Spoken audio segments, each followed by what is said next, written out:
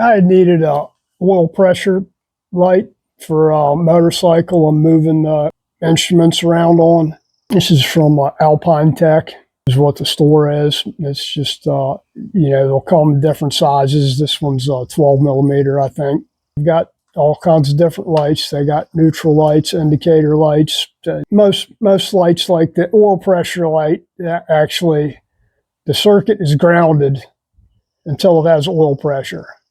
So what happens is there's a spring in the oil pressure switch, which is normally grounded, and it won't lose ground until it has pressure, which is a little disc that oil pressures the disc open so it no longer makes contact.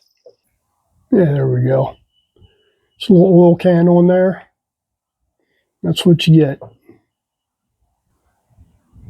So just remember, ground circuit, the only thing you're going to have on there, you're going to have 12 volts hooked up to this accessory switch off your key switch or something, so it only comes on when the key's on. It just goes to the oil pressure switch, which is just going to ground it.